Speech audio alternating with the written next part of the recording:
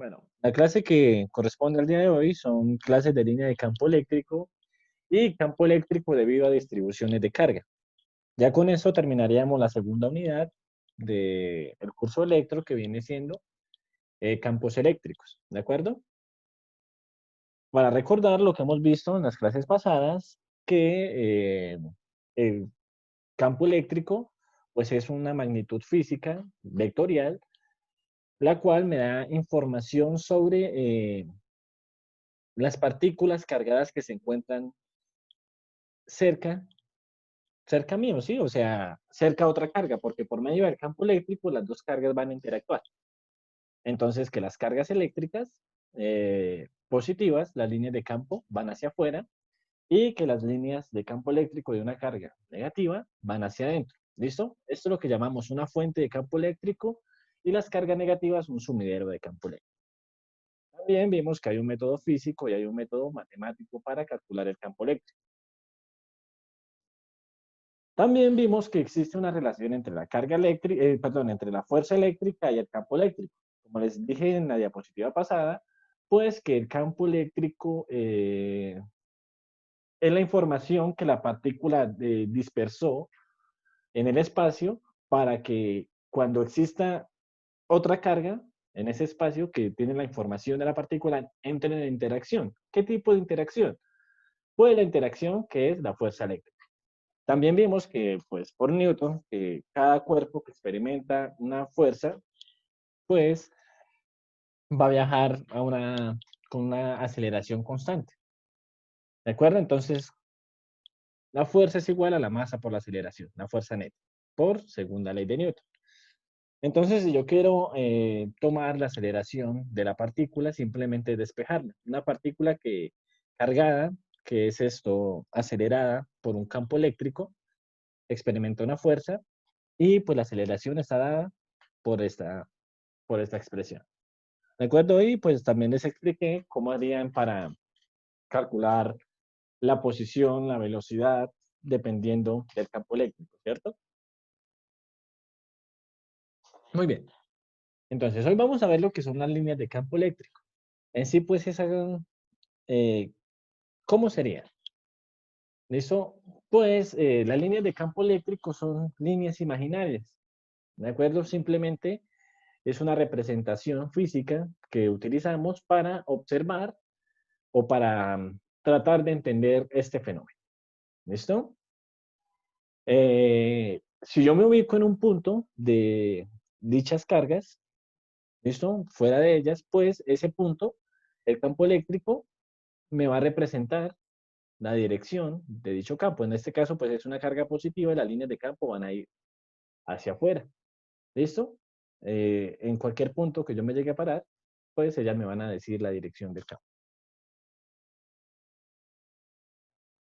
¿Listo? El campo eléctrico es más grande cuando hay muchas líneas de campo reunidas en el mismo punto. ¿Listo? Por decirlo en la última figura, ¿en qué regiones hay más campo eléctrico? ¿Acá o acá? En la segunda. Exacto, en la segunda porque hay más líneas de campo eléctrico. Entonces, entre más líneas de campo eléctrico, pues más grande va a ser el campo eléctrico. En esta zona, ¿cuánto es el campo eléctrico? Pero no. Cero. Exactamente, cero. Muy bien. Ahora, también, pues, el campo eléctrico, dependiendo de las líneas de campo, es sencillo. Estas líneas de campo se utilizan para ver hacia dónde se dirige el campo eléctrico en ciertos puntos. En el caso de la segunda gráfica, pues hay una interacción entre una carga positiva y una carga negativa y dos cargas positivas. En este caso, pues es de repulsión y ya vimos cómo las líneas de campo, en el caso de la fuerza de repulsión, aparecen. Pero en el caso de la interacción de atracción, entonces aparecen las líneas de campo acá. Las líneas de campo salen de una carga positiva, giran en todo el espacio y llegan a la carga negativa. Esto como se logran ver. Y las líneas de campo eléctrico de una carga negativa, todas entran hacia ellas si se dan cuenta. Esto no estamos rompiendo lo que ya habíamos dicho. Ahora, si yo quiero calcular el campo en cualquier punto, pues yo primero lo que tengo que dibujar son las líneas de campo, para tener más o menos ideas hacia qué lado, hacia qué dirección va a ir el campo eléctrico y saber si me va a quedar bien o me va a quedar mal. Por ejemplo, en este caso, este punto E. ¿Listo? Entonces, aquí si trazamos el plano cartesiano, encima del punto, ¿hacia qué dirección se va a dirigir el campo eléctrico en ese punto? Pues se va a dirigir en la dirección del tercer cuadrante, donde X y Y son negativos. Entonces ya, si cuando realice el procedimiento matemático y me da satisfactoriamente que el campo eléctrico va en I negativo y en J negativo, pues la respuesta me va a quedar bien. ¿Listo? O sea, ya con eso corroboro que la respuesta está bien. Lo ¿Cómo único que así? tienen, o sea, corroboro de que la respuesta está bien. ¿Por qué? Porque según las líneas de campo, en ese punto, ¿hacia dónde se dirige el campo eléctrico? Hacia acá, ¿cierto? Y si usted matemáticamente, como lo hicimos en el caso ahorita que les corregí el quiz, o en el caso de la clase anterior, por el método matemático, por el método físico, calculan el campo eléctrico debido a estas dos cargas, a esta y a esta, pues el campo total, les aseguro, si lo hacen bien, les va a dar en dirección menos I y en menos J, tal y como lo muestran las líneas de campo. ¿Sí me hago entender? Pero, ¿y por qué daría en esa dirección? O sea, Es una si forma lo de toma en predecirlo. ese punto. Listo. Vamos a ver. ¿De acuerdo? Olvidémonos de esa línea. Olvidémonos de esa línea por el momento. Y vamos a ver cómo lo intuimos. ¿Listo? Tenemos acá el punto. A ver, tracemos acá el plano cartesiano, acá a un ladito, acá. Listo, este es el centro del punto, este punto. ¿Listo? Ahora, tengo dos cargas, una positiva y una negativa. ¿Hacia dónde va el campo que me va a producir la carga negativa en este punto? Hacia acá, Ah, por ¿cierto? eso, eso era lo que no entendía, que si era el campo en ese punto. En ese punto, exacto, hacia ahí, ¿listo? Hacia ahí va Ah, el listo, campo listo. que produce la carga negativa. Y la carga positiva va a producir un campo hacia allá, un campo hacia allá, ¿cierto? Ahora, si yo sumo los dos campos, pues es una suma vectorial por la ley del paralelogramo, y el campo eléctrico total me va a dar hacia allá. ¿Cómo? Me lo muestra la figura. ¿Sí se dan cuenta? Ah, listo. Entonces, la línea de campo es una forma sencilla para ver más o menos en qué dirección va el campo eléctrico. También si hay o no hay campo eléctrico, como en el caso de la segunda figura, donde les mostré acá el centro, acá el centro, ¿cierto? Ahí si se pueden dar cuenta, en todo el centro el campo eléctrico es cero. Listo, también tienen que darse cuenta que las líneas de campo nunca se cruzan. Esto es importante para que ustedes tengan en cuenta el diagrama de líneas de campo, el diagrama de flujo de campo eléctrico. ¿Listo? Nunca se cruzan las líneas de campo eléctrico. ¿Listo? Eso es una regla que se debe cumplir para poderla dibujar. Muy bien. Nosotros hasta el momento hemos visto cómo una carga puntual, hemos trabajado cargas puntuales, o sea que sus dimensiones son insignificantes. ¿Listo?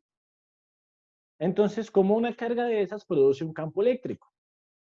Pero como lo vemos en la primera clase, yo puedo cargar una vara por medio del método de fricción, por inducción, o una esfera, o un plato, lo que sea, y pues esa superficie como está cargada, toda carga produce un campo eléctrico. ¿De acuerdo? Pero entonces ahí sí hay que tener en cuenta si la superficie es muy grande y la distancia de separación es pequeña o es considerable, de que el campo eléctrico lo van a producir todo el objeto. En este caso, pues tenemos este objeto irregular que se encuentra totalmente cargado. ¿Listo? Por una carga total Q. Entonces, lo que vamos a hacer es igual que lo que hicimos en el caso anterior, en la clase anterior. ¿Qué era? ¿Qué pasa si nosotros pues partimos acá este cuadrito Pues ese cuadrito va a tener una pequeña carga que la vamos a llamar dq.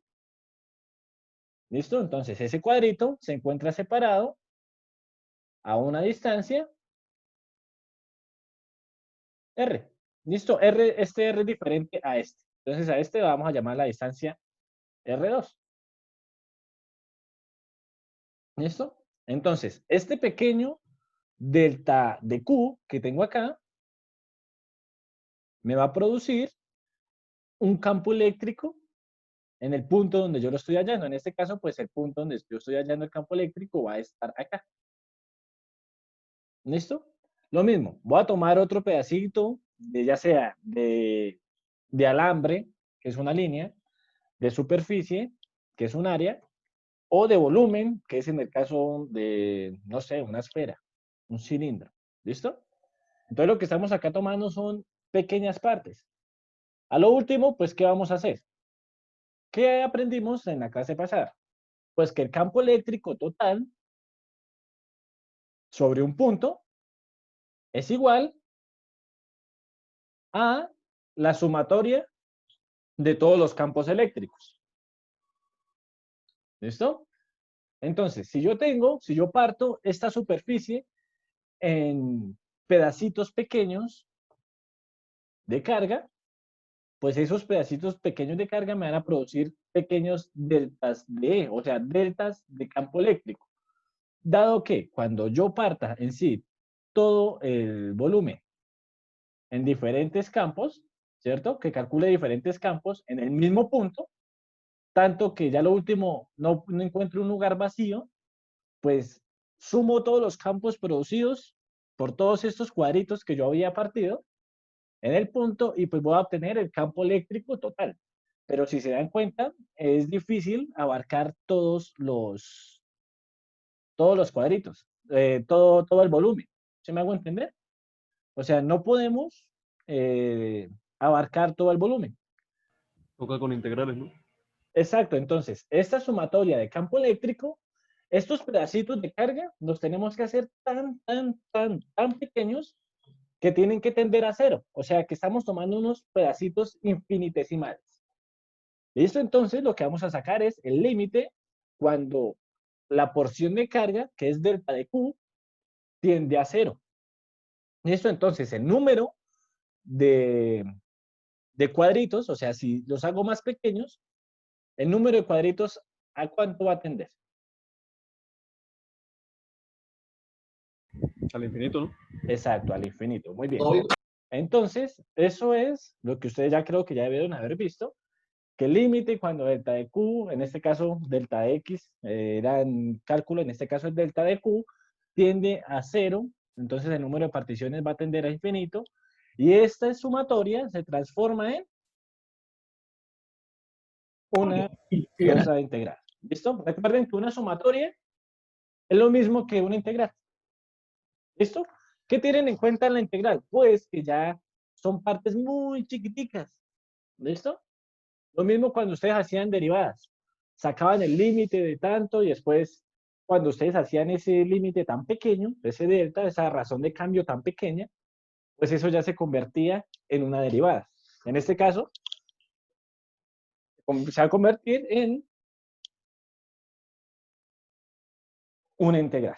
Por lo tanto, yo puedo definir que el campo eléctrico de este objeto es igual a la carga eléctrica, perdón, a la constante eléctrica, la integral de dq, que es el diferencial de carga, respecto sobre la distancia de separación al cuadrado por el vector R unitario. En este caso, el vector R unitario lo que me va a dar es la dirección del campo eléctrico, como siempre lo hemos dado.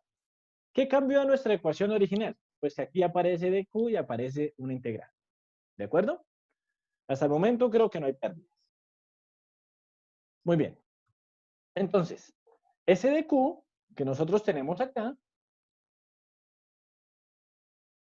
este dq, depende de lo que yo esté tomando. Si esto es una línea de carga, si es una superficie o si es un volumen. ¿Listo? Entonces ese de Q pues va a depender. Obviamente, si es de línea, pues estoy tomando un pequeño diferencial de línea. Si es de superficie, es un diferencial de superficie. Y si es de volumen, un diferencial de volumen. Ahora, cuando ustedes hablan de línea, ¿de cuántas dimensiones estamos hablando? Una. Superficie, Esa es la pregunta. ahora de Dos. superficie, 2, y de volumen, Tres. listo. Ahora, cuando yo hago integrales de línea, va a aparecer una sola integral.